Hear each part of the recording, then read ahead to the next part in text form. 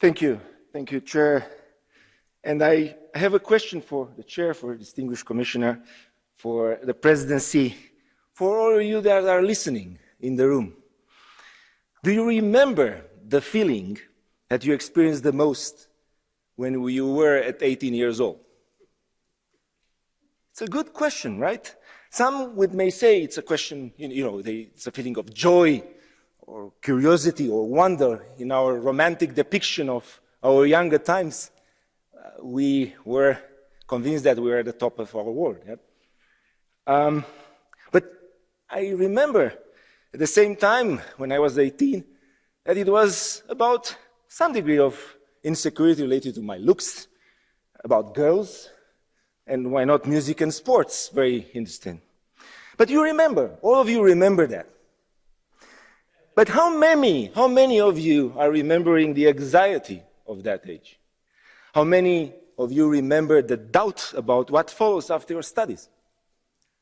The questions, the uncertainty. Do you remember how in some of the most vulnerable years of your life, you had the toughest decision ahead of you, to work and study hard, to compete without pause, to get where you are now? And for any young person, in any period, anxiety, doubts, and questions will be constant companions in their start of the life. And that's probably one of the most critical part of the life in order to fulfill the personality.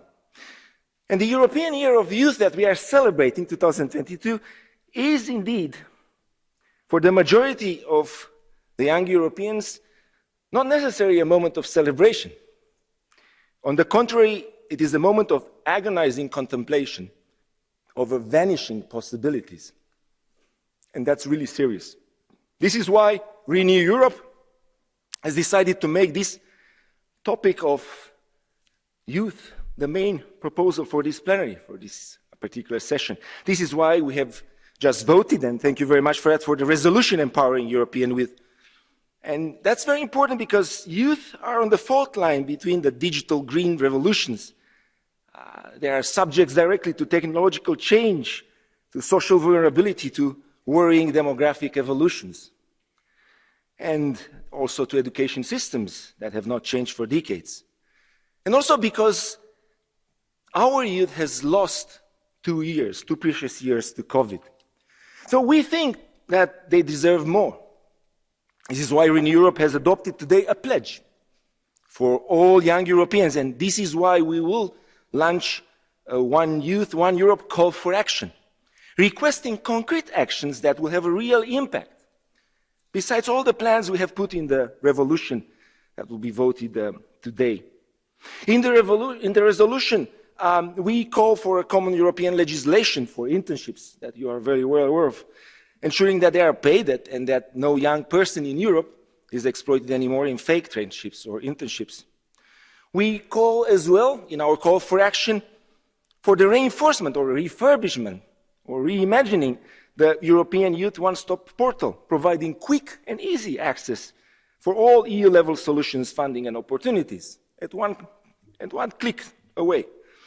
We call for the creation of a single European mental health hotline and a European mental health support network, as this is one of the critical issues that you will find in any discussions that you will have with young people today.